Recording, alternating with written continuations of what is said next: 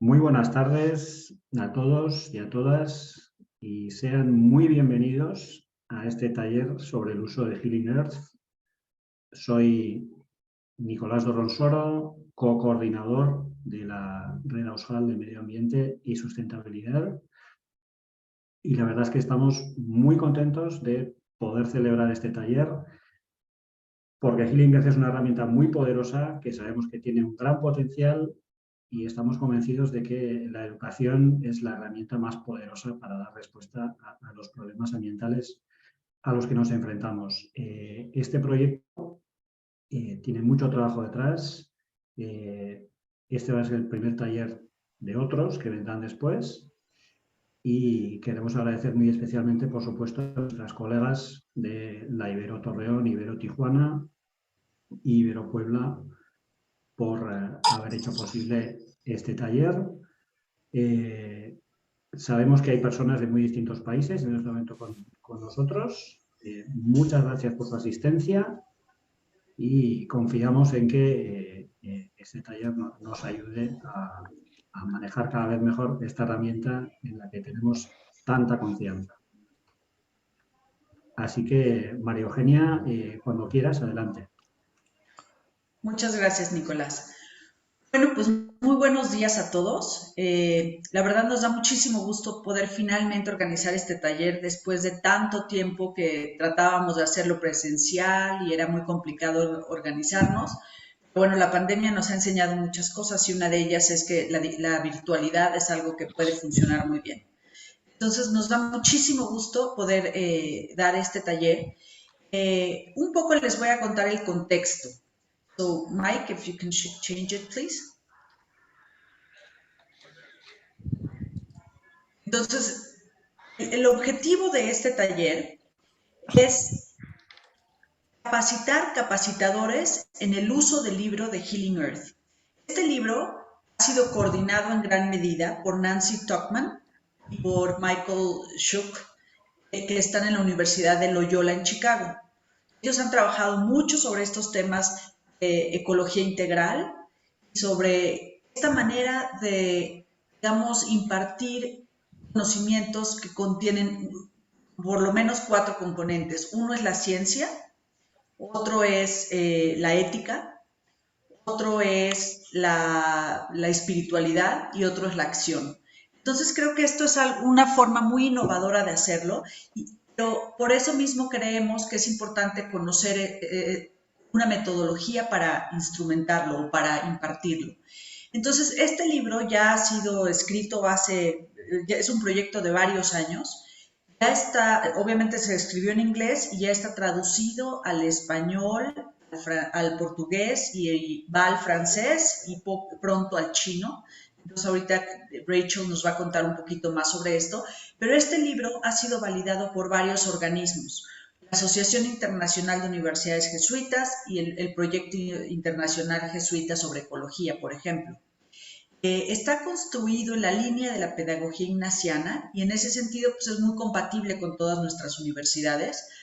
Y también responde a la llamada del Papa Francisco para emprender una transformación en el sentido de la Laudato Si. Entonces, este año, estos años que están siendo tan importantes ahorita con el lanzamiento de la película The Letter o La Carta, creo que va a ser, que es algo se puede integrar muy bien. Permite además que a través de la educación promovamos la ecología integral y la educación ecológica. Next one, please, Mike. Ahora, una cuestión importante es que aquí están, en esta plataforma se pueden encontrar los mapas, las actividades o las acciones, y lo importante es que son 7 objetivos en la Laudato Si que se representan a través del libro. Uno es la respuesta al clamor de la tierra, otra es la respuesta al clamor de los pobres, la economía ecológica, la adopción de estilos de vida sostenibles, educación ecológica, y es aquí donde entra precisamente el libro, espiritualidad ecológica y la resiliencia y empoderamiento de la comunidad. Entonces creemos que este libro va a tener mucho sentido porque va a poderse integrar con la Laudato Si y de esta manera, digamos que la impartición de conocimientos, pero también la acción se van a poder atender de muy buena manera. Bueno, pues empezamos entonces. Muchas gracias.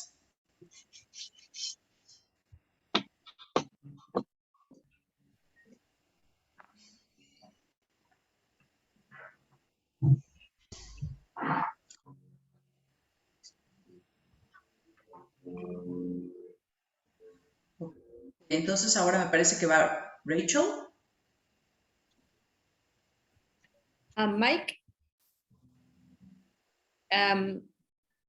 next slide, and then you can go to the next slide, and I think you can begin your presentation. No, isn't it you now? Oh, do I go next? Yeah. Mike, is that next, the tour of Healing Earth?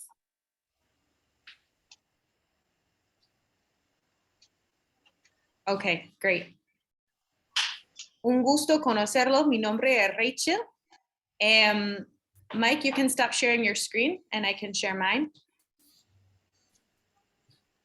Un gusto conocerlo. Bienvenido, bienvenidas a esta charla sobre Sanando la Tierra y muchas gracias por acompañarnos. En ese momento yo voy a compartir mi pantalla para mostrarles un poco lo que es Sanando la Tierra y hacer un pequeño guía del libro, del texto, y después Mike y Nancy van a hacer su taller sobre la historia de Sanando la Tierra y un poco de en qué vamos trabajando nosotros. Entonces, un momentito, mientras busco mi...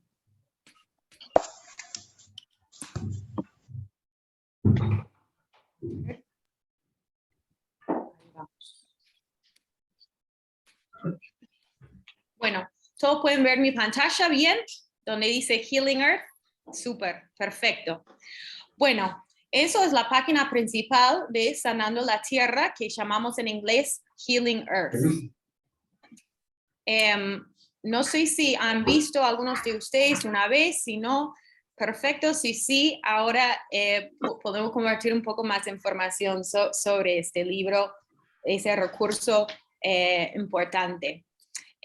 Primero, como decía Maru, tenemos ese libro en muchos idiomas. Ahora estamos trabajando en la traducción a chino, pero ya tenemos el texto completo en español, inglés, francés y portugués. Ahora estoy en la página de español para compartir el libro. Tenemos principalmente 6 capítulos. Y ahora en este momento trabajando en un séptimo capítulo del aire y atmósfera. Los capítulos son sobre los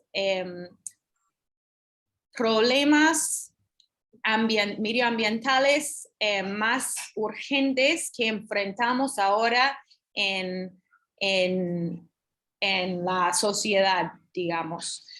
Biodiversidad, recursos naturales, energía, agua, alimentación y cambio climático global. Para empezar, me gustaría mostrarles el bienvenido y la introducción de ese capítulo. Primero voy a mostrarles la de la bienvenido, donde explica un poco, voy a cambiar a español,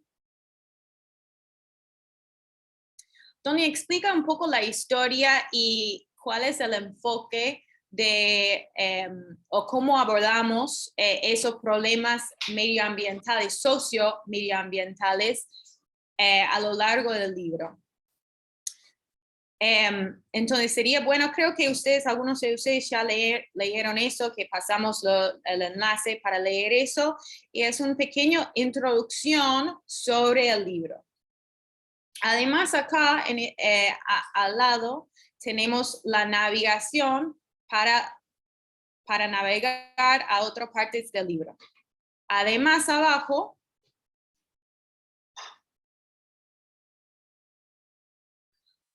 una navegación para ir atrás o para ir más adelante. Entonces, haciendo clic acá, podemos encontrar la introducción. Que esa introducción del libro realmente es muy importante para explicar un poco como diría, como la forma en que abordamos cada capítulo.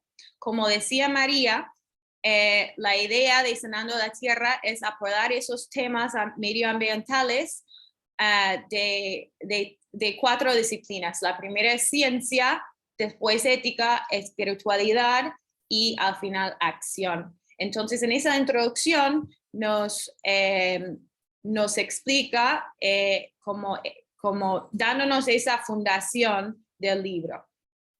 Entonces, acá tienen la ciencia, desplazando más para abajo, la ética ambiental, medioambiental, fundamentos éticos,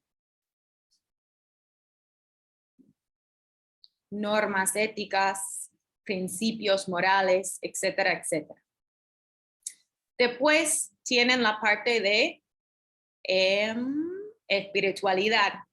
Y aunque tomamos la perspectiva de la pedagogía ignacia, no, es importante no como abordar esos problemas desde perspectivas religiosas del mundo, ¿no? Como buscando encontrando sinergia sobre esos problemas medioambientales desde un punto de humanidad. Entonces, la parte de espiritualidad es muy importante porque cada uno de nosotros, cada persona, cada humano tiene su espiritualidad con la tierra. Y con eso tratamos de poner ejemplos de diferentes culturas, diferentes fe, diferentes religiones del mundo para encontrar esa como unión con la humanidad. Y por fin, una parte de acción. A ver, ¿qué es acá? ¿Cómo abordamos esos problemas ahora mismo, sistemáticamente, pero también individualmente? Entonces, esos 4 disciplinas puedes encontrar en esa introducción. Además, ves esas cajitas con personas inspiradoras, preguntas a considerar, que para profundizar los temas que ven a lo largo del libro.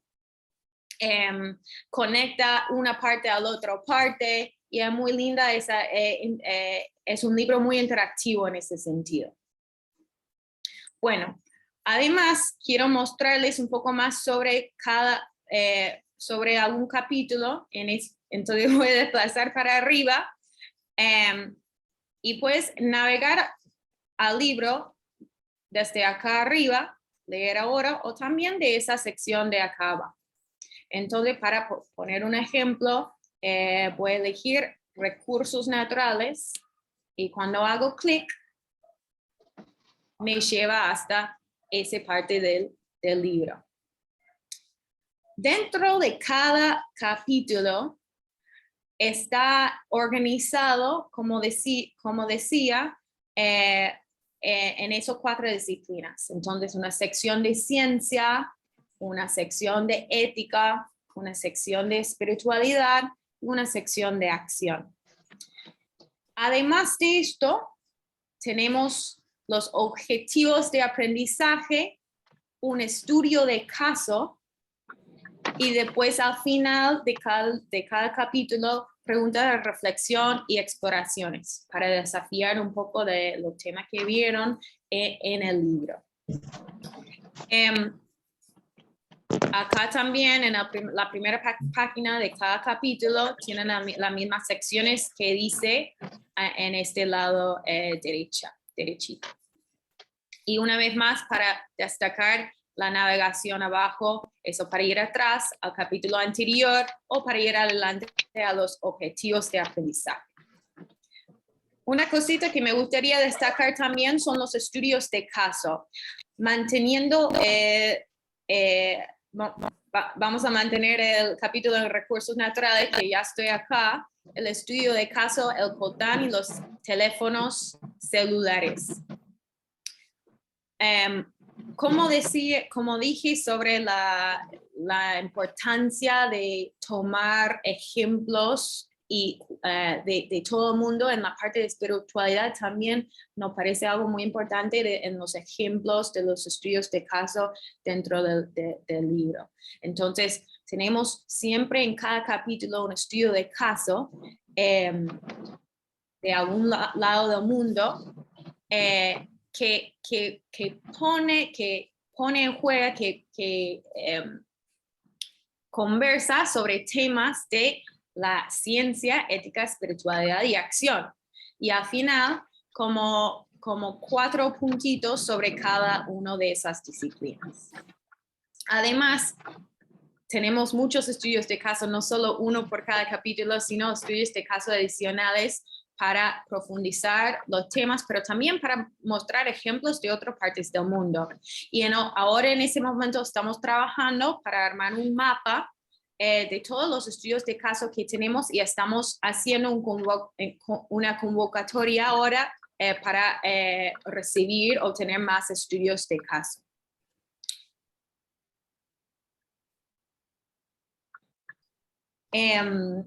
A ver, además de ese mapa de estudios de caso que queremos armar, tenemos un mapa sobre puntos de interés mencionados en el texto. Entonces, eso también está lindo para que sus estudiantes o la persona con quien están trabajando con este texto pueden como comparar un lado al otro o investigar un poco de qué pasa en otra parte del mundo. Y como decía, estamos trabajando en mejorar ese mapa para incluir los estudios de caso. Por fin, me gustaría mostrarles los materiales para los docentes. En este momento tenemos lecciones o plan de estudios para cada capítulo, pero también estamos trabajando en armar un currículum sobre cada capítulo y ponerlo acá en el texto para que puedan usarlo gratuitamente. Entonces, tenemos algunas guías del profesor y módulos de lecciones, como los llamamos nosotros, de cada capítulo, donde pueden cargar eso gratis y utilizarlo para trabajar en cada capítulo. Además, algunos otros recursos como conecta los temas de Sanando la Tierra con la encíclica Laudato Si y trabajando más en la parte ética, en la ética medioambiental.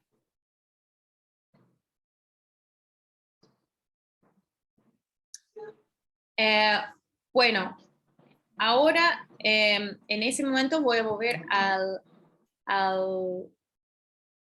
frente y quiero explicar un poco que va a haber cambios acá arriba próximamente este año, que estamos trabajando para incluir un foro de comunidad o una especie de comunidad dentro del mismo libro, en que nos gustaría que puedan utilizar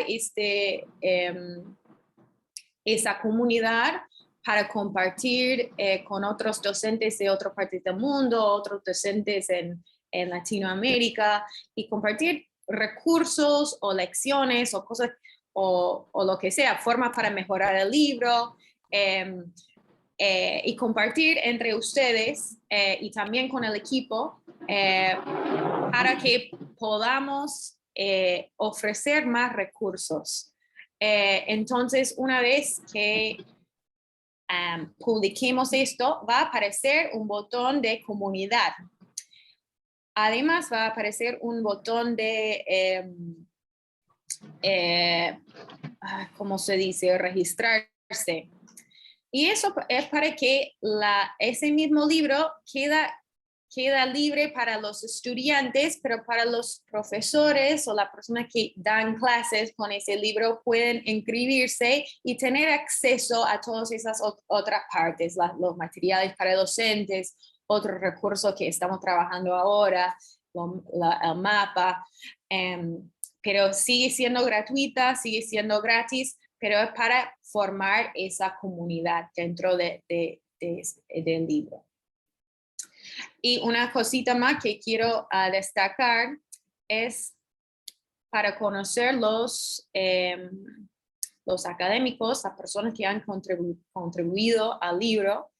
Está hecho, ese libro no es necesariamente un proyecto solo de Loyola University Chicago, sino de personas, activistas, humanistas, científicos de todo el mundo, y siempre estamos trabajando para mejorarlo, siempre estamos utilizando ustedes para escribir nuevos capítulos, escribir estudios de caso, y es un recurso colaborativo.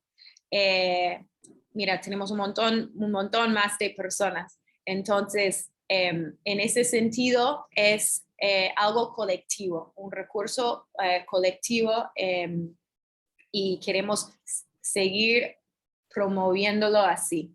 Por eso también esa comunidad es muy importante, para que tenemos más contacto con los usuarios para seguir mejorándolo.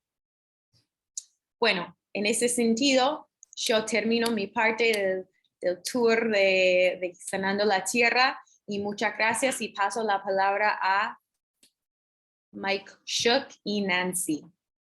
Mike and Nancy, you're up. Muchas gracias. Cualquier pregunta en el chat está bienvenido.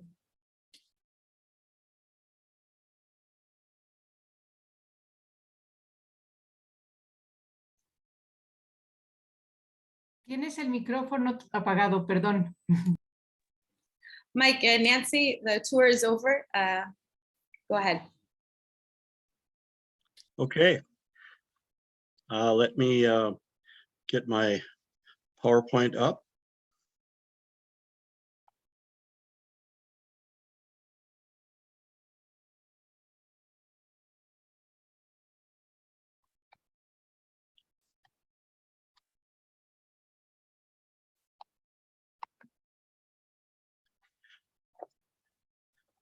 So can everybody see my PowerPoint? Okay, good. Well, it's an honor to be with you, everyone, and we're very excited. We have several people with us today. I am Michael Schuck. I'm a professor at Loyola University Chicago in the Department of Theology, and also in the School of Environmental Sustainability. And I'm joined by Nancy Tuchman, who's the Dean of our School of Environmental Sustainability. And we'd like to share with you some of the thoughts that we have about teaching this textbook. We've run several workshops over the years, some in Guatemala and Peru and Mexico and elsewhere, with teachers to try to think through ways to use this, because integral thinking is a different way for us to think about our subject matter, and Pope Francis is challenging us to think in an integral way and to also teach in an integral way.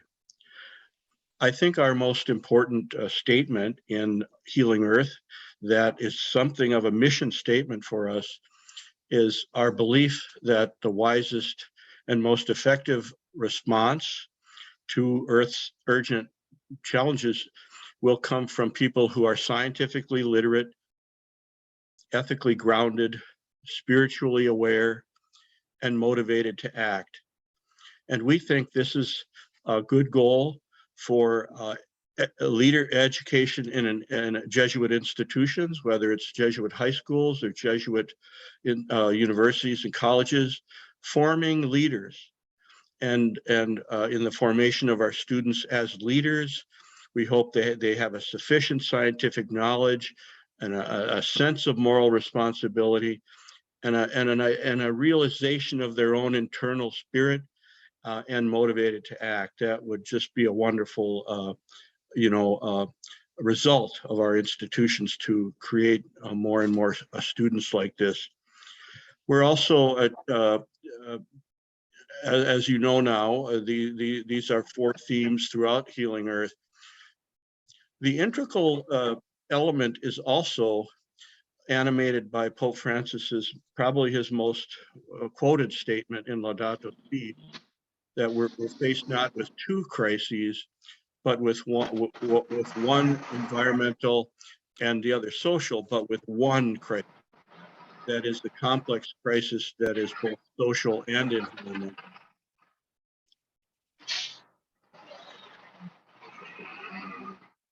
There's a little background noise if someone needs to mute.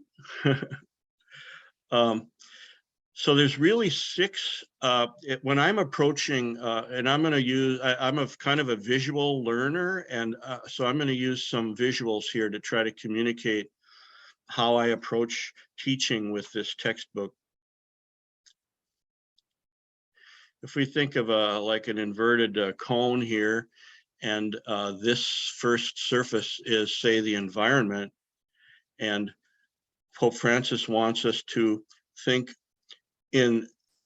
make the distinction between environment and society, but to continually, when we're approaching environmental challenges, environmental issues, to always think of the social impact, the social connection, as we're probing the environmental crisis, that kind of connection. Integral thinking then also challenging me. I'm an ethicist. And if I want to think in an integral way about the environmental challenges we face, I also need to acknowledge the importance of science in my thinking, and acknowledge the importance of spirituality, and also to try to assist my students in imagining how they could act in the world. So I'm an ethicist. I'm also a theologian. Traditionally, I would probably just, if I'm teaching an ethics class in the philosophy department, sometimes I teach in the philosophy department, it would be kind of a conventional ethics class. Say it would be, ethics, social ethics, criminal justice ethics, or family ethics. I may not, in the conventional way, be invited to think about science, or to even engage in spirituality, or think of how my students may act on what they're learning. But now, taking on this integral approach, I'm really responsible to try to integrate these things, and not kind of confine myself to my specialization. If I was thinking in this as a theologian, I would be challenged to do the same thing. And Nancy will talk in a little while. She is a scientist. She's a limnologist, a biologist. She is likewise challenged to think of, how can I take my natural science learning, where I'm a specialist and I've really been trained in this. I have not been trained in ethics necessarily, or spirituality. How can I be responsible to these important themes as an integral thinker? So that's how this, the textbook is helping us from our different professional specializations to kind of be free ourselves up to imagine this integration. So I would, if I'm developing a new course in environmental justice or religion and environment, when I'm thinking about how to design that course, I'm thinking of 2 big connections: the connection between society, environment, and the connection between science, ethics, spirituality, and action. So if I get confused, what does it mean for me to be an integral thinker? I have these concepts I have to attend to, and I check myself. Am I really doing anything in the ethics area? Am I really trying to help my students be motivated to act? It's a challenge for me. I'll give you an example, from water, the water chapter. In that case, if I'm doing a unit on water, and maybe I have some knowledge of the ethics of water, say the challenges of privatization of water, public ownership of water. I could traditionally just speak about that, but as an integral thinker, I'm challenged to bring in some knowledge of water science, the water molecule, water density, the hydrological cycle. This is important knowledge for an integral ethicist. But likewise, water and spirituality, to really invite students to think about what does water really mean to you, and have you experienced how have you experienced water in your life, and then what can we do? So rather than a conventional kind of linear thinking on a course, I think in integral ecology we're constantly thinking in a kind of a circle. How can we keep circling around to these different dimensions, some of which we're expert in and some of which maybe we really need to share with our students that we're co-learners with them. Basically, I will be asking myself as I design this course, what are the key natural features of water that are really important for my students to learn? And for me to learn, if I'm not a water scientist, I know as an ethicist what moral responsibilities do humans have regarding water in their communities and in the world. You know, that's my safety zone. I kind of know how to proceed with this, but I responsibly as an integral ecologist really need to integrate and think about these other dimensions, including as we're saying, the spiritual dimension, which is very broad. People think potentially of the spiritual dimension as kind of confined to religion, but we know from human experience that spirituality is broader than religion, and our students, many of them identify themselves as having a spirituality, but they're seekers. They're looking for ways to freely express that spirituality. One way in is to invite them to think about how they've responded to the earth and why is water experienced as an awesome calming power? How have you experienced water that way? And some acquaintance with religions of the world. Religions use water in their ritual practices. Students are actually interested in this. And I, as an ethicist, can bring this in. It amplifies their realization of the added realization of the importance of water. And of course, you know, what are some actions underway around the world to protect and preserve water? Often my students, they get discouraged with the environmental crisis, and they don't realize in some cases how many wonderful organizations there are of people that are mobilized to work on water, whether it's protest movements in some areas that students get involved with to protect and preserve water, or whether it's policy issues of their local government or NGOs. Sometimes students, this is an eye-opening for them. So as an ethicist, I really should not just talk about concepts of responsibility, common good, these are wonderful concepts, but make them aware also of what's happening on the ground, how these concepts are coming alive in human action. And again, that's all, you know, this circle that I'm challenged to when I'm looking at a course. I'm looking at a unit that I'm going to teach on water in an integral way. I try to conceptualize these themes of ethics and science and how am I going to introduce this? And I tell you from my experience, students like this approach. They like to have an interdisciplinary, they like to see these connections, and they don't mind if I say, you know, this isn't my specialization, but let's explore this. Let's look at this art piece together. Let's look at this stained glass window in this cathedral together that has water themes. And they like that. I think it's good learning for them.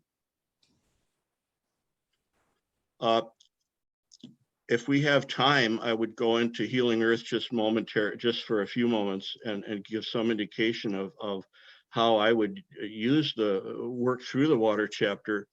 But maybe Rachel, you've already kind of covered that in what you were saying about the text.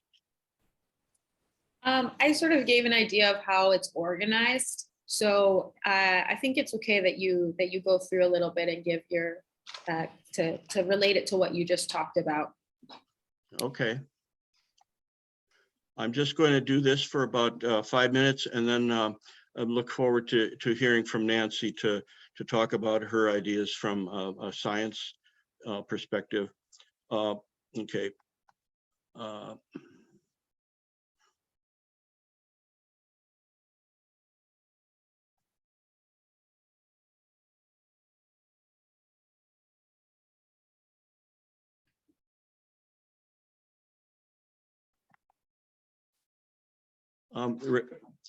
Rachel, you got into Healing Earth pretty easily. Do you think you could do that again?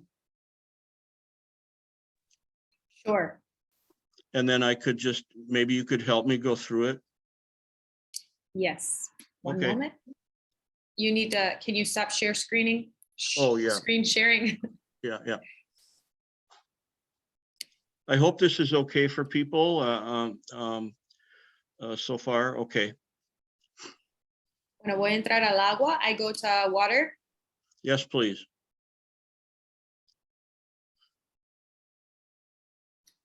Okay. So if I'm, for instance, whether I'm a theologian, I might be taking a look at theological ethics and water, or maybe I'm in philosophy, I'm doing an ethics section on water, or again, maybe I'm doing an adult learning class with a parish, and which sometimes this happens, or even it's been used by communities in the Peace Corps to teach basic science and ethics. I might start with the ethics section and move, say, to maybe to spirituality, and then to science, and then to action. I may, if I was working with a community group of adult learners, I might start in the action section and start with things that are going on in the world that captures their attention. And they've been out of school for a long time, so maybe some of the concepts might be a little bit harder to move through. So start with the action and then move to the science and the ethics. It's a modular textbook that can be used in different ways. For instance, if you go to the ethics part, Rachel.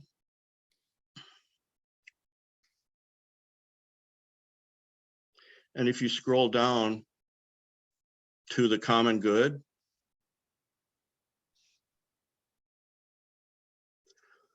So here are two very powerful and important ethical principles in Catholic social teaching and in philosophical ethics, for that matter: human rights and the common good. That's so important when we're thinking about water, the human right to water that's been acknowledged by the United Nations and the Catholic Church, and the common good, the necessity that we do everything we can to ensure that the poor, that all people have access to water. I may, if I'm going through the ethics chapter, I may decide that, I'm just going to focus on the right to water. I might not use all of the materials in this section. I may want to just focus on rights. And from there, I might want to go into, if you could open up then, Rachel, the spirituality section.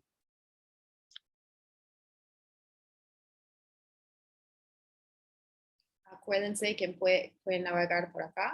Y el siguiente es espiritualidad. Go ahead.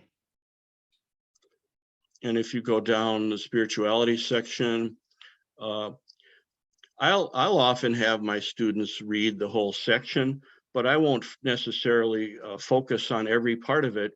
I might focus on, for instance, if you go up a little bit, Rachel, and you see the role of water in purification and in protection in the Islamic tradition and in our Catholic tradition, the role of water.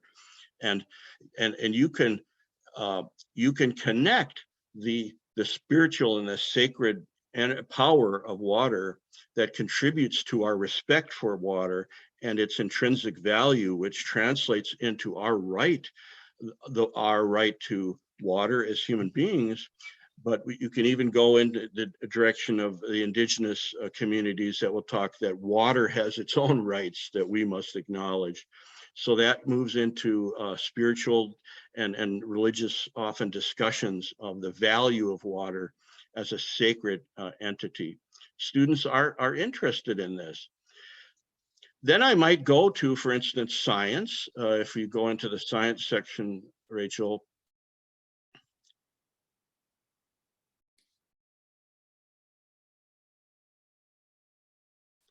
And if you scroll down, students find it very fascinating, and I have too, as I've learned more about the structure of the water molecule and what accounts for the solvency of water. That is the primary reason that religions have always used water in its sacramental activities. The nature of water as a unique universal solvent and that chemical property, molecular property, has complete link to how it's been used, how it has been functional for spiritual purposes. And if you go down further to the hydrologic cycle,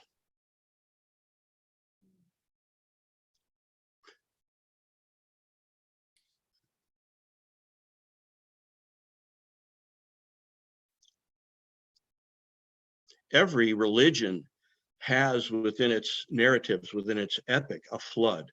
It has within its narrative stories a drought. The hydrological cycle is almost a mainstay going from indigenous religions to Buddhism to Christianity to Hinduism that shapes our spiritual imaginations.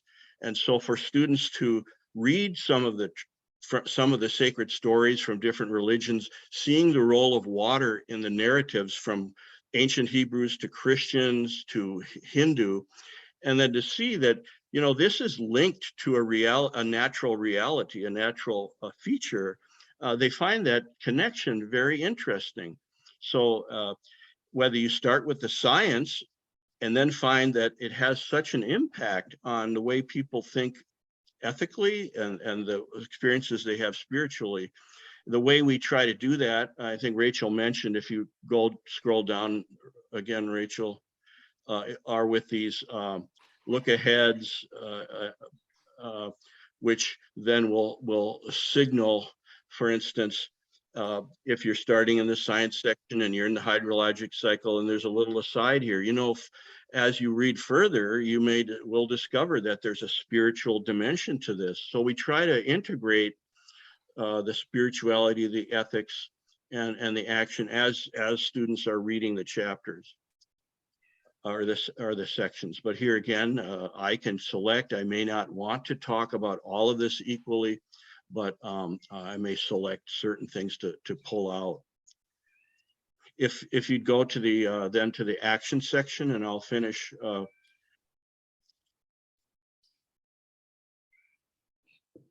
I want my students to be global environmental citizens to the extent possible. So in these regional, we try to, you know, provide examples from the Jesuits, you know, carving up the world into kind of 6 regions, examples of things going on in the 6 regions.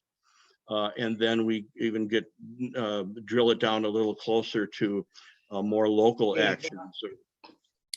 actions of NGOs and so forth. If you go down, Rachel, back to the regional, and if you go down to South America or Latin America, if you press that one,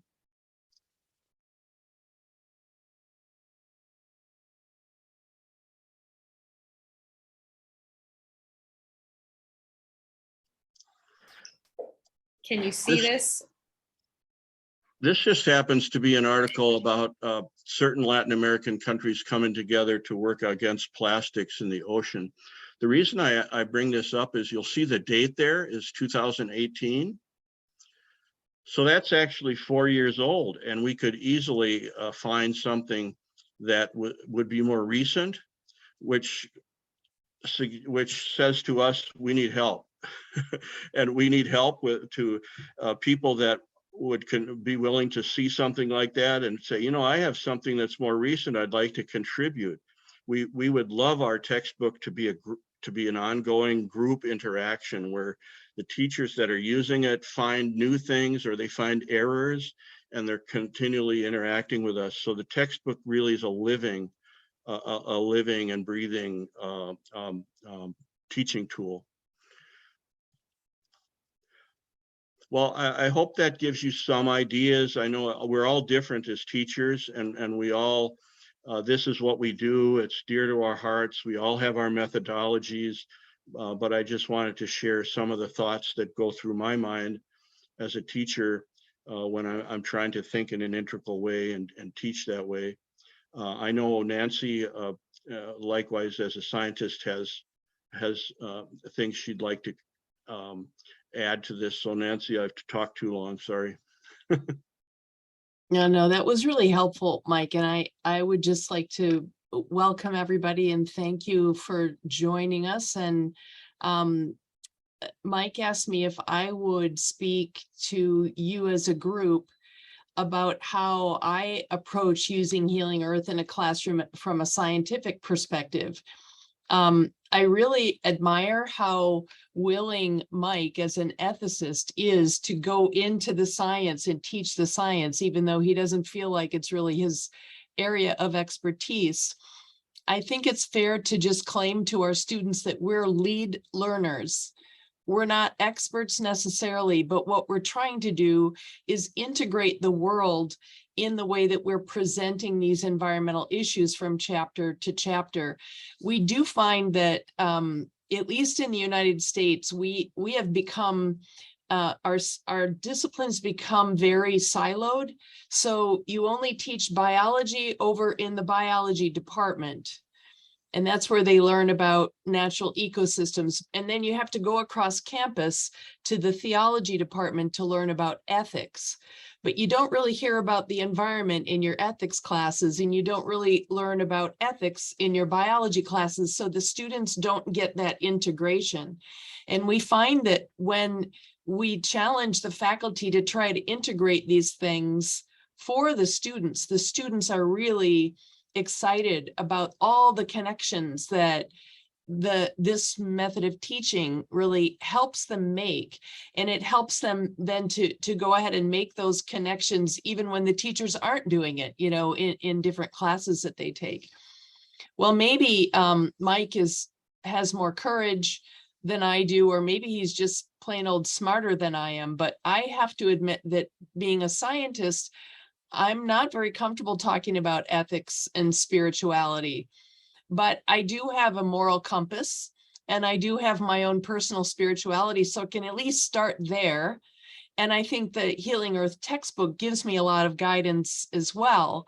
So for me, going into the textbook, I love to start each chapter with the case study, because the case study is a real current ongoing problem that does integrate all of these things. So in the water chapter, for example, we talk about the Ganges River as being a sacred body of water, very important to the Hindu people for many of the life cycle events that they experience, you know, in the Ganges.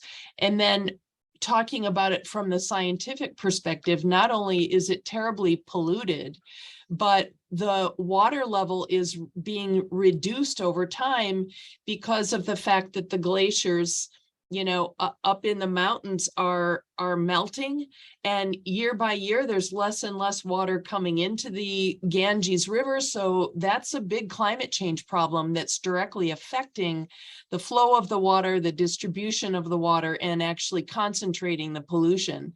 And so there are obviously spiritual and moral issues that are all integrated into this case study. And that helps me to kind of set the stage of an integral ecology as I move then into the different components of the chapter. And I would start with science because for me, that's a helpful foundation. And when you look at the science of the water molecule, its complexity, the perfection of the form and function of the water molecule, giving it all these unique properties that make it a foundational component of all life. To me, that is so awe-inspiring. It's so beautiful. It's so exciting. The complexity is like a beautiful artwork. It's like a symphony of, how it enters into ecosystems and its properties in ecosystems. So for me, I go from science into spirituality because I'm moved by the complexity of the design of the water molecule and all of its different phases. And so when I go into spirituality, I talk about the understanding of the spiritual meaning of water as a gift to all of us, and what it means to me, but also what it means to different religions. And I do talk about the solubility as being a way that religions have grasped onto water as a purification agent. And that's really about the solubility of water and its property as a universal solvent. So I can kind of tie together the spirituality with the science. And when we think about water as a gift, it leads me to want to protect water for all people and for all life, all organisms on the planet. And that's a good segue then into the ethics. And again, I have to declare to my students that I'm a lead learner. I'm really interested in ethics, but I'm not an ethicist and I'm not an expert. So let's just learn this together. And we kind of walk through the ethics where we spend time on the virtues and we explore some of the important virtues, for example, of temperance, our moderation of how we use water, and think about how we have to share this finite resource with all living organisms and all people on the earth. And so temperance ends up being kind of a virtue that we'll dive into and talk about and get the students to think about. Certainly gratitude for water as a gift is a very important virtue. You can kind of see how this would go through the various virtues, but talking about these virtues and how we need to call ourselves to be stewards of water is a nice way then to segue into action for water justice, action for water for all people so that people have enough water and water is clean, and kind of also thinking about action, I like to go back to the virtues and say, if we're going to be advocates for clean water and a just distribution of water, we have to have courage, which is another virtue. And we have to think about justice, and we have to think about prudence in the way that we make decisions about what's fair and what should be a policy, et cetera, et cetera. So this would be my way and is my way of entering into Healing Earth and really trying to capitalize on all of the different components within the chapter to help me to integrate for the benefit of our students. So I'll just put in one more plug that the students that have used Healing Earth and have actually given us feedback and comments on the way that Healing Earth is structured by this big Jesuit group that has come together to develop this thing. Students are really happy about and grateful for the way in which it does integrate the different things that they learn. It helps them to become more of an integral thinker themselves, so that as they complete their curriculum, even when they're taking courses that are very disciplinary specific, they can learn to apply what they're learning in those classes to some of the bigger, more vexing social problems of our time. And I think that's an important way to help our students to learn to understand the world around them. So thank you for that. And I just No. would want to say that Rachel, is Alma here with us? If Alma is here, she's a student that learned through Healing Earth, and she wanted to kind of talk to you about her experience. If she's not here yet, we can go. Not yet, Okay. but maybe after the break she'll be. Okay, so I think what we will do next is we will call Claudia to come in and make her remarks, and then we thought we would take a little break and let people get away from their computer for about 10 minutes and then come back, and we could open it up to all of the participants to, you know, share your experiences or ask questions. You know, anything that you want to share with us or any questions that you have, we've got a little bit of time to do that. And I think that would be really nice to hear from you. So I would like to ask now for Claudia to come forward. Thank you. Well, hi everyone. Buenos días. Acá en Tijuana estamos de mañana todavía, ¿no? Pues muchas gracias a todos por acompañarnos y muchas gracias por los comentarios y por los comentarios de Nancy, Rachel y Mike. Realmente es un medio para la integración de la concientización del cuidado del medio ambiente y específicamente el caso que se tuvo del agua. Las problemáticas de agua en América Latina y, bueno, y en todo el mundo. Aquí vemos que debemos de concientizar desde, no nada más hasta la universidad, sino desde tiempos anteriores, ¿no? Entonces, pues les agradecemos acompañarnos y ahorita vamos a tomar un break de 10 minutos y enseguida vamos a tener el acompañamiento de Alma, la estudiante que, que, que como comentó Nancy, nos va a platicar sobre su experiencia con este gran libro de Healing Earth. Y después vamos a tener la sesión de preguntas y respuestas.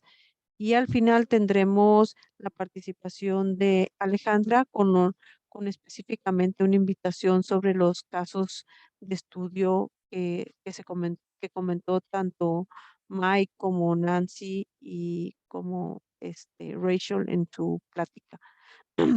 Entonces, tomamos 10 minutos. Serían las 10 o las 12. En dado su caso lugar, y nos vemos en 10 minutos exactamente. Gracias.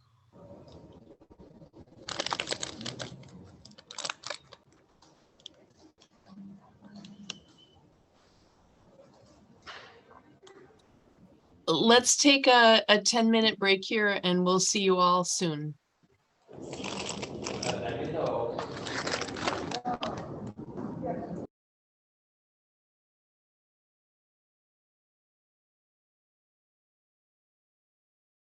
Cerca a sus computadoras, pueden volver. Espero que pudieron estirar las piernas un poquito, la espalda.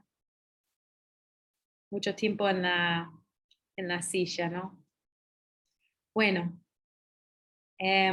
para empezar esta próxima, la segunda parte, para empezar esa próxima parte de este taller, nos gustaría presentar un estudiante que formó parte de un programa que se llama, en español no sé cómo se llama, Programa de Intercambio de Magis, promovido por la International Association of Jesuit Universities, si no me equivoco, en que utilizamos Sanando la Tierra como recurso principal en ese curso, en esa materia de un año, con estudiantes de todo el mundo,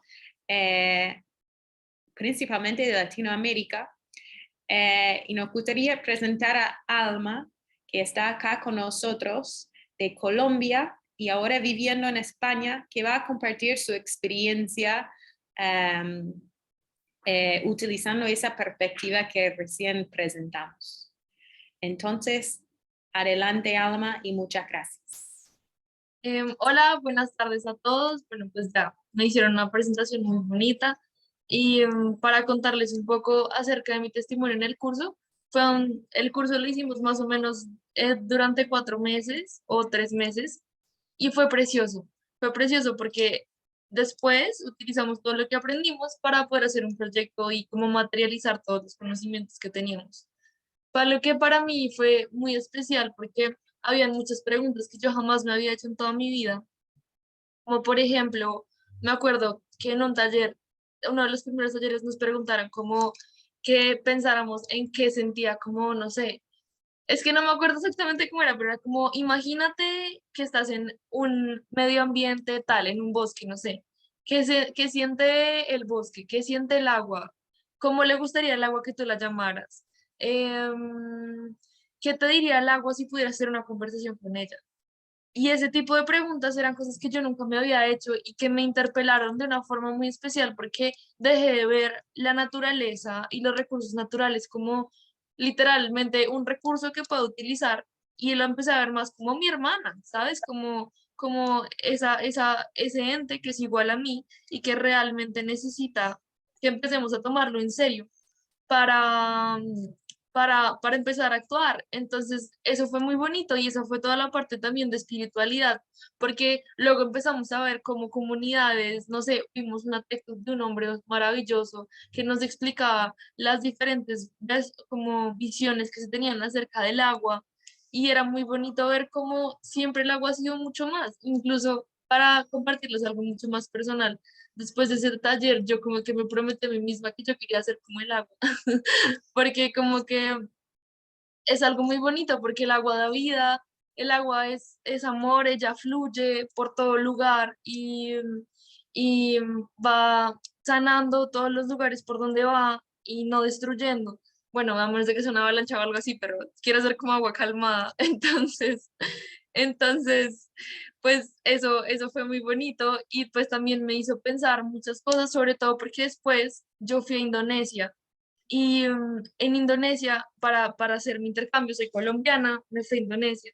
Y cuando llegué a Indonesia fue muy impactante ver el poco cuidado que hay en el agua, de verdad, ya la gente bota la basura en los ríos y precisamente hay un río que se llama el río Citarum, que queda en la isla de Java y es el río más contaminado del mundo. O sea, es que es una cosa muy fuerte, es algo muy triste y la gente tiene la cultura de botar la basura en el río, de las fábricas botan todos los detergentes y no hacen filtraciones del agua residual de sus procesos. Entonces es súper triste y doloroso ver eso, sobre todo porque es malo para el medio ambiente y también para la comunidad, porque el agua que ellos consumen la consumen del río. Entonces lo que hacen es coger esa agua y hervirla y es terrible. Entonces las personas que tienen la capacidad adquisitiva, y aquí viene también toda la parte política que es tan importante, ¿no? Entonces, claro, las personas que no tenían los suficientes recursos como para comprar agua de botellón o tener filtros muy buenos, les tocaba hervir el agua. Y hay muchos estudios que pueden buscar luego si quieren sobre las comunidades que viven cerca de ese río que demuestran las enfermedades que están teniendo los niños a partir de la contaminación de esa agua. Y todo este tipo de cosas y conclusiones que llegué fueron inspiradas en el curso. Fueron inspiradas en tratar de ponerme en el lugar de la naturaleza, fueron inspiradas en buscar entre una lista como de 100 opciones cómo iba a empezar a día implementar una acción de a poco, a una, hasta tener una vida cada vez mucho más amigable y sostenible ambientalmente. También de tener un encuentro espiritual muy bonito con la naturaleza, pues les conté el ejemplo del agua, que es algo que todavía trasciende en mi corazón. Y ahora me vine a España y en España está en una sequía tremenda y ahí veo aún mucho más el valor del agua, porque es muy loco que llevo como 10 días viviendo aquí y no ha llovido ni un solo día y hace mucho calor cuando deberíamos estar en otoño, entonces ahí viene el cambio climático también. Y entonces en Bogotá está lloviendo como locos, no ha parado de llover y que es mi ciudad donde yo vivo. Y luego vengo aquí y me cuentan que llevan meses sin llover acá y no he visto ni un solo río, entonces la verdad no tengo ni idea de dónde estoy sacando el agua con la que me estoy bañando, con la que estoy lavando los platos, la que estoy consumiendo. es una locura. O sea, en verdad es una locura. Y ver tantos olivares y tantas como cosas naturales que hay aquí y como cultivos de, era de olivas y qué más. Bueno, no me acuerdo. Y pensar como de dónde están sacando el agua para eso. O sea, es impresionante y es muy bonito porque yo creo que las bases, o sea, como el curso realmente me dio las bases para tener un pensamiento mucho más crítico y a partir de ese pensamiento crítico es que te dan ganas de actuar y precisamente cuando yo llegué a Indonesia hice un proyecto que lo hicimos, utilicé la misma metodología, o sea, como que yo me puse a explicarles a mis compañeros, hice unos folletos sobre como, qué era lo que estaba, además que me tocó hacerlo en inglés porque mis compañeros no hablaban inglés, entonces era tratando de explicarles la situación medioambiental de Indonesia, porque mostrándoles también cómo eso se conecta con la religión, porque Indonesia es un país religioso muy importante, o sea, ellos es principal, imagínense lo importante que es la religión en Indonesia, que la carta, o sea, como el ID de ellos, aparece la religión ahí. O sea, es algo muy importante y tratar de conectarlo a partir de eso, a partir de, pues no sé, de también su vida, de lo que consumían, de su diario, del agua, todo, para que empezaran a tomar acciones. Y fue muy bonito. Fue muy difícil porque eso es un cambio cultural, sobre todo. Yo creo que así haya conciencia, la cultura es algo que tenemos que transformar para poder em, pues tener una vida que sea mucho más encaminada como al cuidado del medio ambiente y a la justicia ambiental también. Pero, pero pues ahí vamos. Y entonces sí, o sea, yo la verdad amé el curso, fue algo que me interpeló mucho, que me parece que es espectacular, que siento que lo deberían implementar en todos los colegios del mundo. Yo se lo había contado a Rachel, porque yo creo que si los niños tuvieran la oportunidad de conocer eso desde chiquitos, o sea, pues las cosas serían muy diferentes, ¿no? Uno, o sea, yo pudiera haber consumido muchos menos litros de agua, hubiera podido comprar mucha menos ropa de fast fashion, hubiera podido hacer muchas menos cosas que estoy segura que tendrían un gran impacto después de tantos años. Pero bueno, al menos ya empecé. Y ya, esa fue mi experiencia. Muchísimas gracias, Alma, por compartir tu experiencia en el curso y también lo que aprendiste durante el camino del intercambio y en Indonesia y pensando un poco en esa parte cultural que notaste, que es algo muy importante, la parte cultural. Muchísimas gracias. We were so worried about Alma when we talked to her on Zoom from Indonesia. She was crying because there was so much plastic pollution and we wanted to go over there and console her.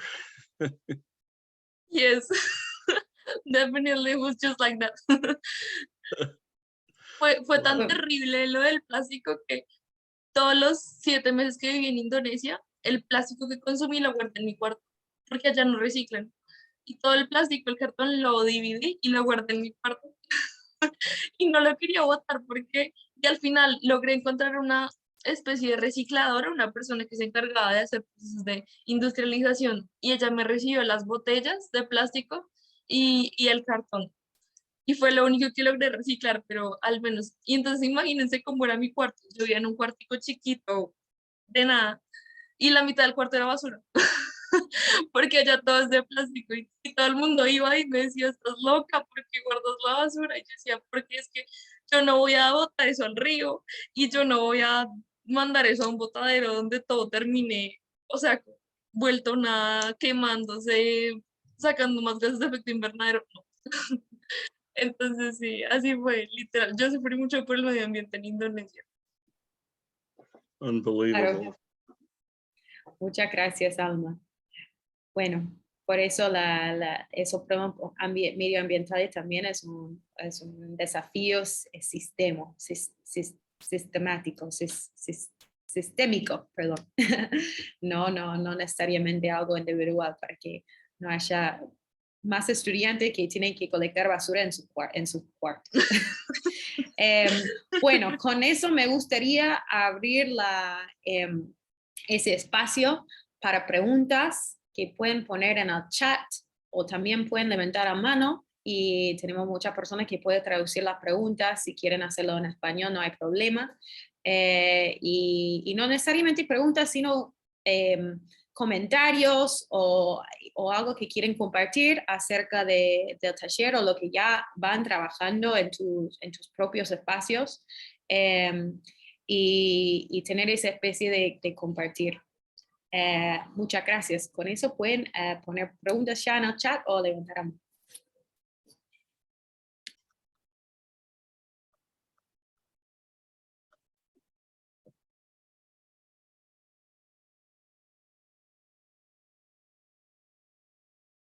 Adelante, Carlos. Hola, buenas tardes. Ustedes hablaban que, había como esta preocupación de poder ligar estos diferentes temas que se suelen impartir de manera separada. En este caso, el libro hace como este ejercicio de trabajar por temas también, ¿no? De biodiversidad, agua, etcétera.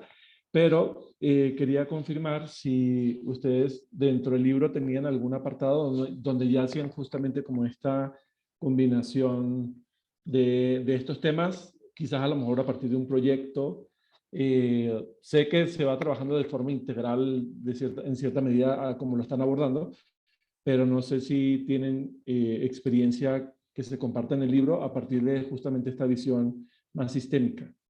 A partir de un caso donde se integren todos los temas. Esa sería una primera pregunta. Bueno, comentario, pregunta. Y la otra es si también tienen algún lugar donde cuenten con experiencias ya específicas de cómo los académicos ya especializados en el tema han hecho algún ejercicio con sus alumnos de tal o cual tipo que sirva de referencia para otros académicos, ¿no? Gracias.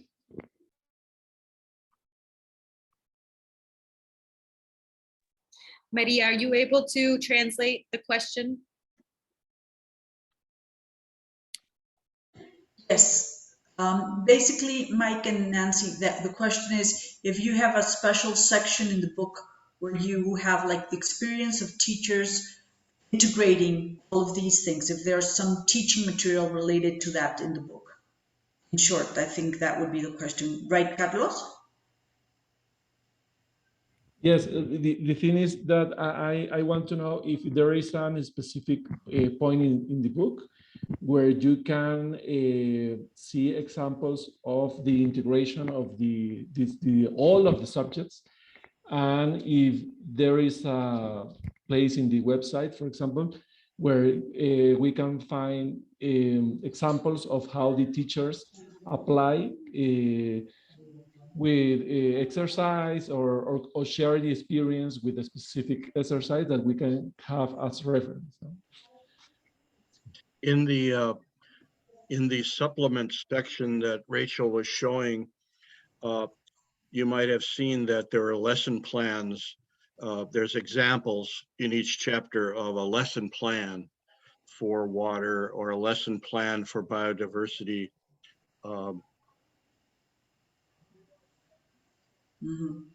We need, we need to have more examples, but we do have a few.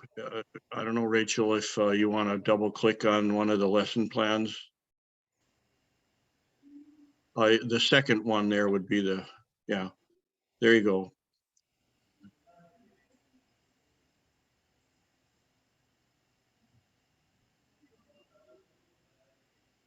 This is an example of how one teacher approached it and has the, the times and the activities. He kind of structured it according to exploration and further down there, Rachel, explicating, evaluating, I think he called it and elaborating. Yeah, he called it the 4 E's.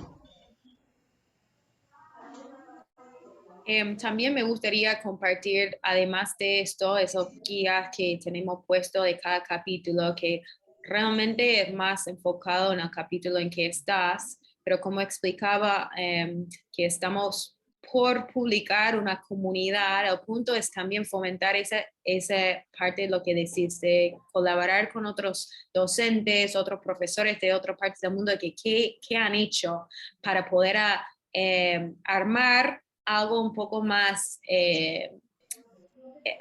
también para armar más recursos que solo esto.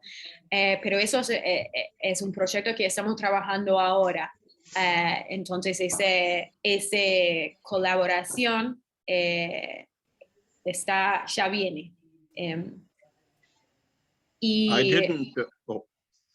Go ahead. I didn't mention when I was speaking before, I use Healing Earth as kind of a hub text. And then I use other supplemental texts like spokes. So I have texts I love to have in ethics for my students to read. And they go off and read those texts, we discuss them, and then we might come back to Healing Earth and read on the science, and then I might have another text they should read. So I think many teachers use it as a supplement. Mm-hmm. It's not the sole text, you know, they kind of marry it with other things that they like.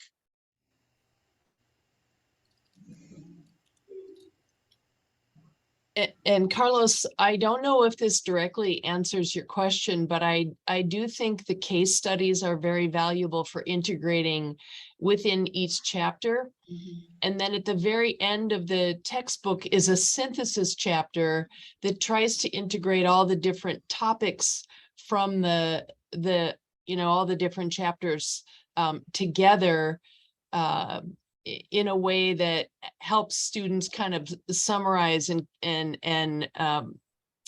yeah, here's the synthesis. Mm-hmm. And just one more invitation to go out to you, that if you have case studies that are in your region that you would like to see, put into the text, we're really encouraging people to write case studies and submit them to us so we can incorporate them. People tend to like to see case studies in their own region. It's also valuable for students to see what's happening, in other parts of the world as well. So we try to get a good complement of case studies. Rachel, did you mention our third edition that will be coming up? Yes, yeah. I've mentioned that a few times. And part of my response was that that's part of the goals that we have for next year, to make it more collaborative with other professors. Yeah. Does that help answer your question, Carlos? Yes, and I just want to recommend, when you create the resource area in the page, that you can even have the possibility to search, for example, as user. For example, I'm teaching here in the Department of Architecture and Urban Planning from my university, Iberoamericana. And for example, if I want to know how can I teach as professor of architecture or urban planning, my subject in that kind of review, then it could be important that I can have a way to search specifically experience of architecture students or something like that. It's just an idea. Yeah, no. What a wonderful subject that really architecture integrates all of that, doesn't it? It's a system, right? And in your case, Carlos, you might use Healing Earth as a supplemental text with your architecture text as the primary. Yes, that's true. Thank you very much for your help. Bueno, tenemos un orden de preguntas en el chat. We have an order of the questions in chat for who can go next. Entonces, adelante, Aida.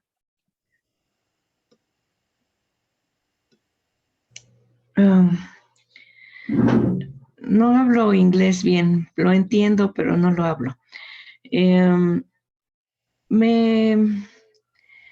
Me causó un poco de conflicto lo que dijo la joven acerca de cambiar la cultura, porque yo pienso y bueno, me pueden corregir, que más bien tendríamos que rescatar lo valioso de la cultura y tratar de entender la cultura en la que queremos, en el ámbito, pues en el territorio en el que queremos trabajar.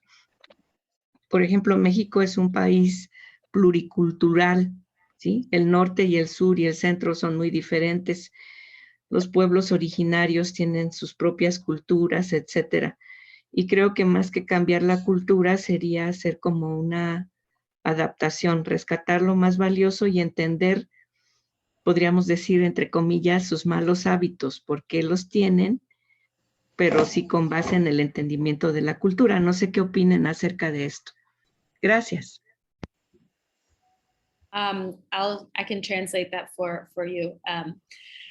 Nancy, Mike, the question has to do with cultures. If the idea here is that, or Alma mentioned something about changing culture, but rather maybe that's where we should be rescuing culture. There's, the world is made up of a pluriverse, we could call it, in which there's many ways of thinking and ways of being. And Ida is curious about what the book's opinion or stances about that. That's her question.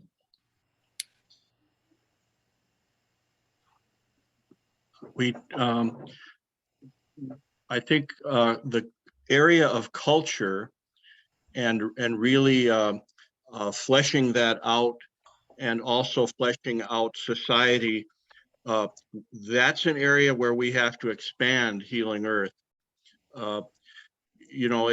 We couldn't do everything at once, and this has been a request that's been made often, that we need to have a richer discussion of culture and a more thorough discussion of society. It might be in its own category. So we have action and ethics and society and culture.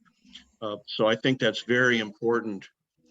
Right now in the text where we talk about culture most, it's in the spirituality section when we're talking about Hinduism or Buddhism or indigenous religions.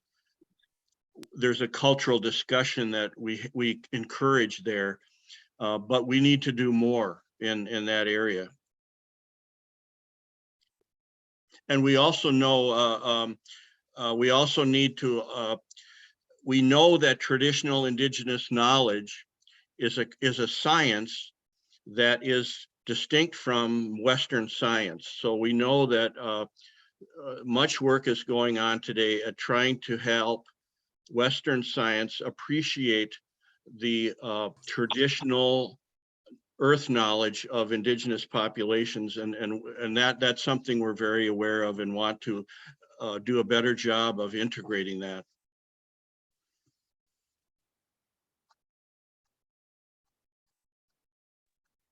Aida, ¿tenés otra pregunta acerca de esto? Me parece una muy buena pregunta. No, muchas gracias. Thank you for the question. Sí, a vos. Ahora, Ana, adelante. Ahora voy a actualizar la lista en el chat. Ana, adelante. Muchas gracias, Raquel. Yo entiendo y hablo inglés, pero es muy malo, así que no prefiero que me traslades. Me parece maravilloso lo que contó Alma. Y dando esta clase, que nosotros sí usamos mucho el libro y usamos, pues el Papa lo que quiere es que nos volvamos responsables ambientalmente, ¿verdad? Algunos se ríen del famoso hombre verde. Sin embargo, en mi experiencia por el trabajo con comunidades originarias en Guatemala, y con lo que decía Aida, tiene mucho que ver con el tema de la cosmovisión. Y dependiendo de la edad y la cosmovisión de nuestros alumnos, así se refleja lo que sucede con ellos.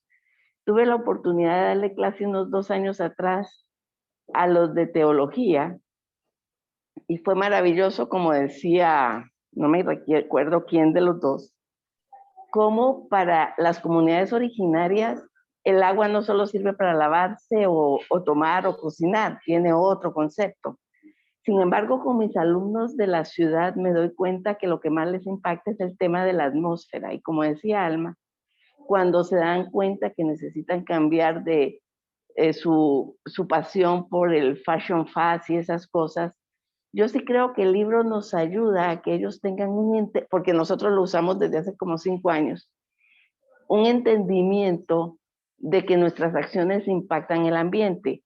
Me encantó lo que dijeron porque es un buen repaso de lo que recibimos hace 5 años. Sin embargo, yo sí creo que la cosmovisión tiene mucho que ver en este país. Hay incendios, el 99% de los incendios son provocados por el hombre, pero dependiendo de donde surgen los incendios y la cosmovisión de los pueblos originarios, el incendio dura semanas o dura horas. Sí creo que es muy importante lo que decía la profesora que me antecedió. La cultura es importante, pero también es importante que podamos compartirles el porqué, el respeto a los recursos naturales, al ambiente, a la naturaleza es importante también. Yo agradezco que ustedes sigan trabajando en esto porque nos ayuda mucho.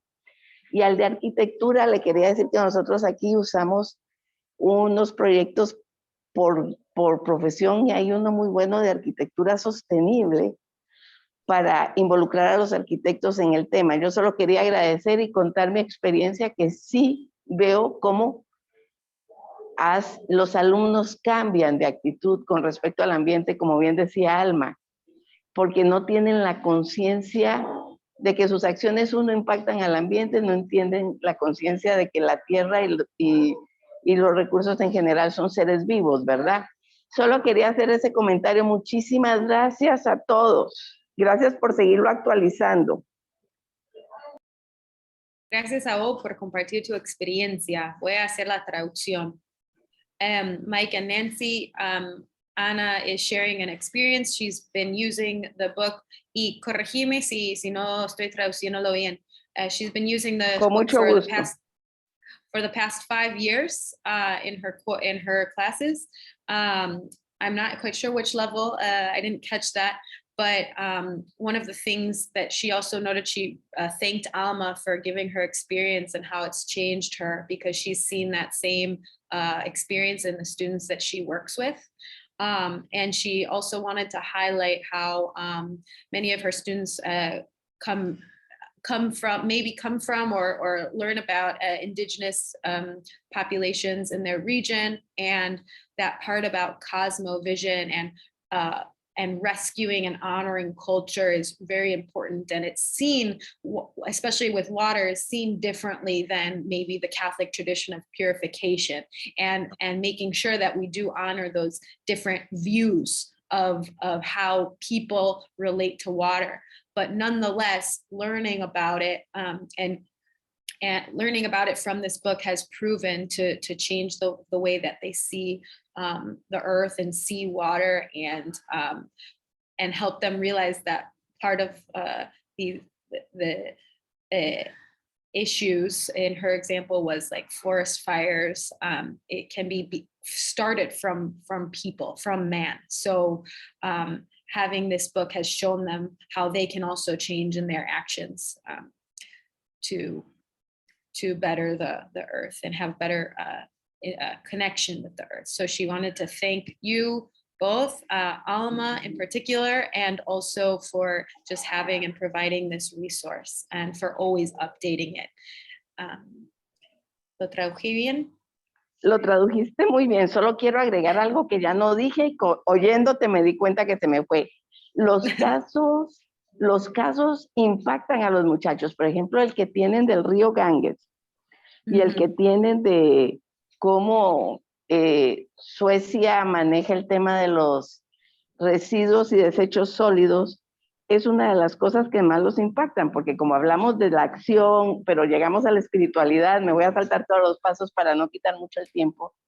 Entonces ellos se dan cuenta que por ejemplo con el río Ganges lo adoran porque es el pelo de la diosa Ganga, pero sin embargo hacen de todo en el río Ganges. Entonces esto es como un shock para ellos, porque dice, ok, su espiritualidad ama ese río y lo cuida, y depende de cómo se portan con él, la diosa está como se porta el río, la diosa está de buenas o está de malas, o ellos se portaron bien o mal. Entonces yo sí creo que los casos prácticos son excelentes. Eres una excelente traductora, gracias. Hey, muchas gracias. Also, she wanted to share one more thing that she missed is that the case studies have been very important for students to connect, even when it's not in their region, learning about one from a different part of the world. And that's been really helpful for students. And she wants to encourage us to keep those and to keep them updated and expand them, which is what we're doing anyways. So, muchísimas gracias, Ana, por mencionar esta parte.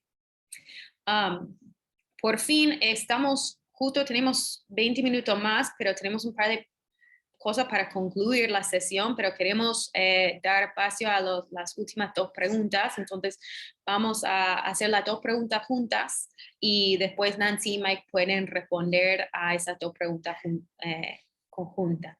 Mike and Nancy, we are going to do the last two questions together at the same time, and you can answer them together because we're going to make the cutoff after that and do our closing remarks. Adelante, Elsa. Elsa, creo que vos pusiste tu pregunta en el chat. Si te gustaría hablar, ahora podés. Si no, yo busco tu pregunta. Sí, gracias. Sí, mi pregunta es muy fácil. Simplemente saber si este es un material de acceso libre. ¿Cualquier persona lo puede descargar o no? Fantastico. The question is this content and material free access? Is it for any type of person or institution? Can it be downloaded? Why don't you answer that, Rachel, in Spanish so that we don't have to do the interpretation? Great. Eso es una pregunta muy rápido. Entonces, sí, es libre, es gratuito. Puse el link, el enlace en el chat. Cualquier persona puede descargarlo. No sé si estuviste al principio, pero también estamos trabajando en una comunidad dentro del libro. Ahí sí tendría que anotarte o registrar, pero sigue siendo gratis, gratuito. No hay ningún cambio. Y eso, nada más. No hay ningún precio. Gracias, y sí me gustaría estar en la comunidad. Gracias. Genial, genial. Adelante, Weselina. Okay, thank you very much. I have just one comment also related to culture, because I was listening to other comments. I've checked the parts related to spirituality, moral, cultural parts of the book. And I just wanted to share that in my classes, I very often use literature and cinema as additional references because, and maybe they might be useful if you later like expand your book, because very often students think about, you know, like literature and cinema as a hobby, as something you do in your free time. And there are loads of references to environment, different approaches to nature. For example, as one of the, I think it was, I don't remember, Anna or Ida were mentioning the native cultures.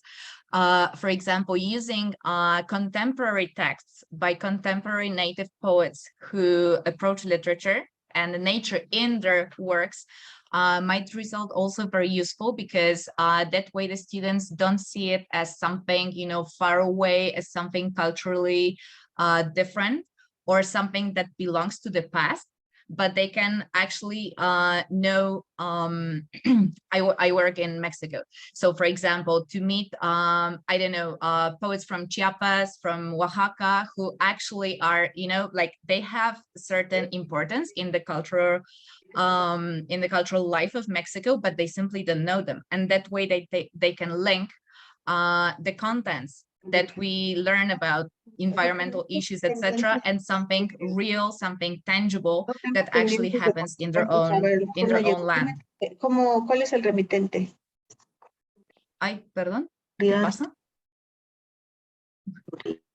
Okay, and just and the other thing that I wanted to ask is how do you deal? Maybe it's a too broad of a question, but how do you deal with the skepticism in the students? Because very often they are so focused on their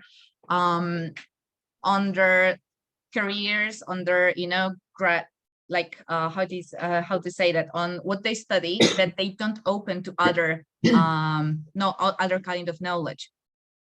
So, for example, if I work with students from economy or architecture or whatever, they're like, yeah, this is so so unknown to me that I don't really like. They struggle to open to this kind of like other components.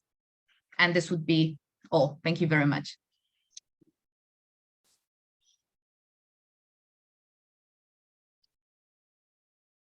I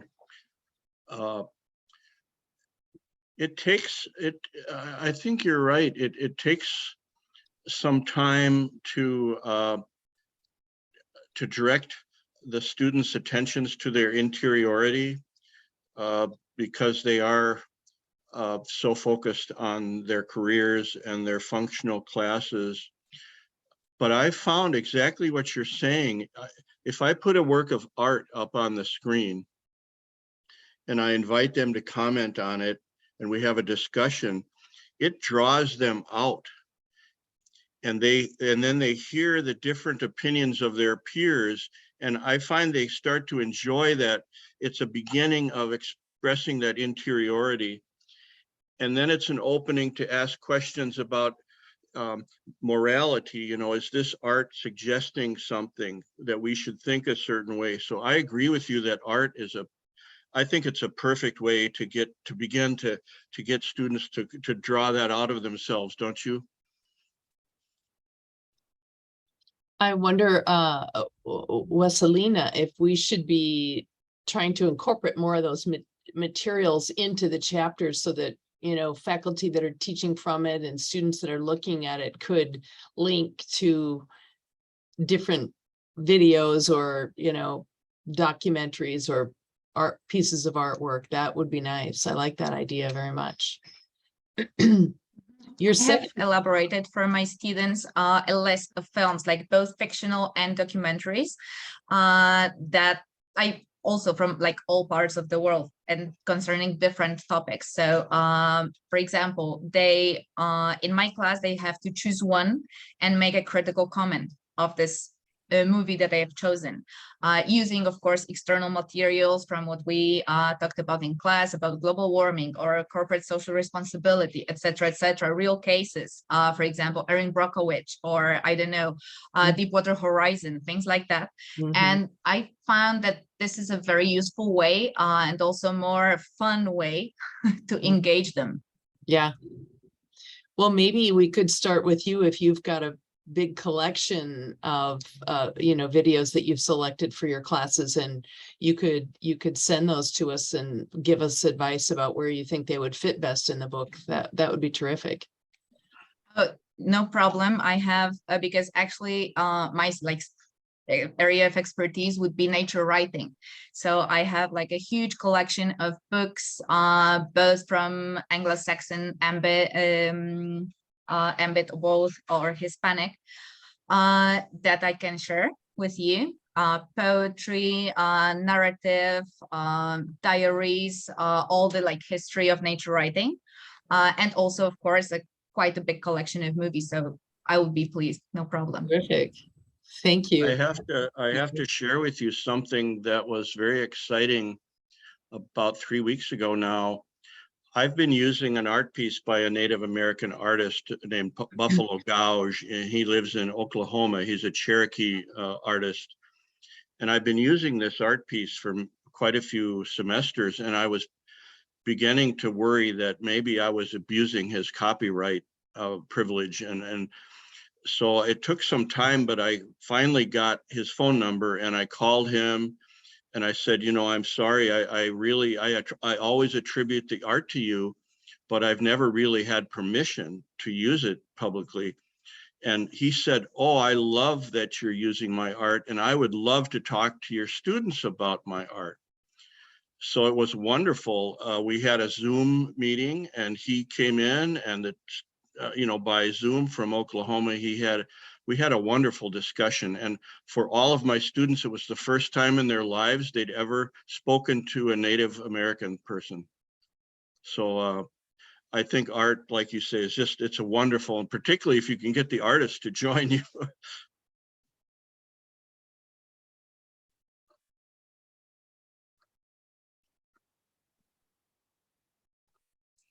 Well, thank you. This has been helpful. Good questions. Maybe we should move to Maria.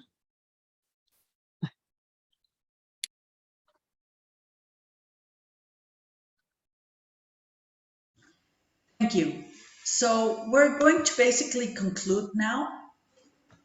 Y les quiero comentar entonces un poco lo que mencionábamos ahorita de los estudios de caso, y de hecho les vamos a hacer llegar las ligas a donde hay que mandar la información. Lo estamos haciendo llegar a través de AUSJAL. Una cosa muy importante en la que hemos contribuido desde distintos países ha sido en estos estudios de caso. Y la idea es mostrar a los estudiantes al comienzo de cada capítulo cómo los desafíos de nuestras crisis ambientales ocurren en cada dimensión de la existencia humana. Entonces, se trata de que en los estudios de caso se toquen todos estos temas de alguna manera. Ya hay muchos estudios de caso, siempre hay por lo menos uno en cada capítulo, pero además hay una serie de otros estudios que se han ido añadiendo, ya están en la versión electrónica del libro, y pueden ustedes buscarlos y pueden contribuir escribiendo estudios de caso. Entonces, la idea es que estos estudios de caso sean más indicativos que la resolución de problemas. No se trata de resolver, sino de plantear. Y los estudios de caso presentan un escenario particular para situar a los estudiantes en estas 4 dimensiones de la existencia humana, y esto se retomará más ampliamente en los capítulos. Hay una cierta estructura, entonces es, así muy brevemente, establecer una ubicación y situación de manera personalizada o general. A veces es una persona que cuenta el caso, un niño que cuenta el caso, un adulto que cuenta el caso, o que presenta un grupo de personas afectadas.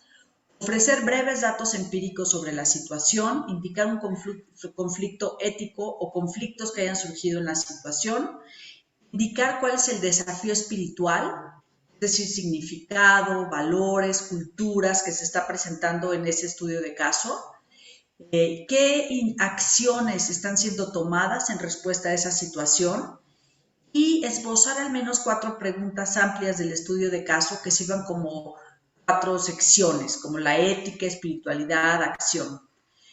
La idea también es ilustrar este estudio con mapas, fotografías o gráficas que puedan servir para que los estudiantes como que aterricen un poco lo que se está planteando. Y en promedio deben tener como 900 palabras y presentarse en este formato que sugerimos. Nos lo pueden mandar al correo. Ahorita vamos a compartir, Alejandra va a compartir el correo donde estamos recibiendo los estudios de caso. La idea es que haya como 2 ediciones, una en verano, o sea, ahorita se llama los estudios de caso, y que haya una entrega como en verano y otro a fin de año. Entonces, obviamente tienen que tener un poco esta estructura y no como un artículo científico, porque se trata de otra cosa. Entonces vamos a compartir esta información. Bueno, y por último, queremos decirles un poco qué sigue, ¿no?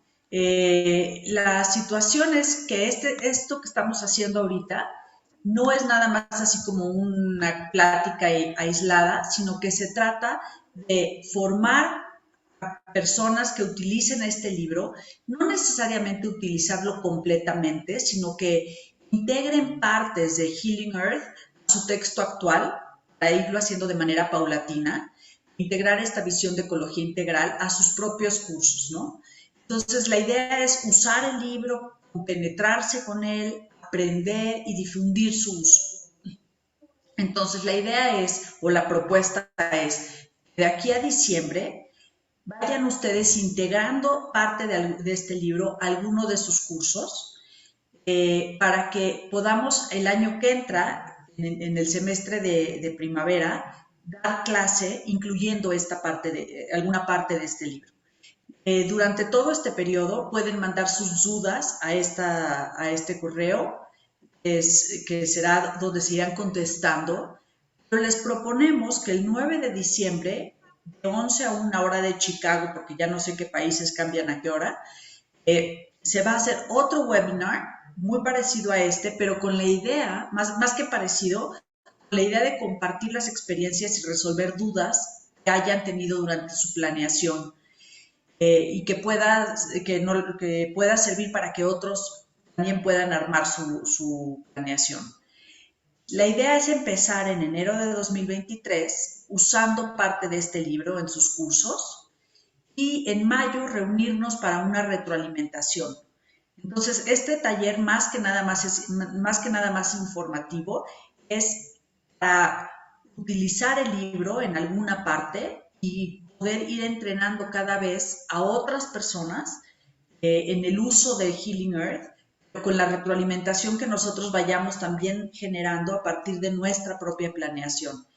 Y les reiteramos por último la invitación a enviar estudios de caso sobre la región que ustedes conocen, abordando aspectos científicos, espirituales, éticos y de acción. Entonces, pues, con esto dejo de compartir. Pues, nos da muchísimo gusto haber contado con ustedes. Y como les digo, mucho más allá de nada más una sesión informativa, sino realmente para que nosotros podamos ser también capacitadores más adelante. Entonces, les invitamos a mandar sus dudas, a empezar su planeación, para que en diciembre nos reunamos, les mandaremos la liga, en diciembre nos reunamos a compartir experiencias y dudas o inquietudes que tengamos que surgieron para la planeación, y otra vez en mayo, para que realmente esto sea como todo un curso de capacitación y que después lo podamos replicar y que realmente empecemos a usar el uso, que es un recurso, libro, que es un recurso muy, muy interesante, y como vemos no es un libro de texto nada más, sino es un libro que nos invita a la participación de los estudiantes, a pensar más allá de la ciencia nada más, y que creo que muchos estudiantes lo van a agradecer. Entonces, muchísimas gracias a ustedes y gracias por su participación. Thank you very much, everyone. Thank you. Muchas gracias. Muchas gracias. A todos, a todas. Muchas gracias a todos. Adiós, todas. gracias. Muchas gracias. Adiós. Muy interesante. Adiós. Gracias. Gracias, adiós. Adiós, feliz día. Gracias, adiós. Hasta luego. Nice to see you, Michael. Yes. Yeah, I just met you by email. I was writing some emails about some articles that you asked me to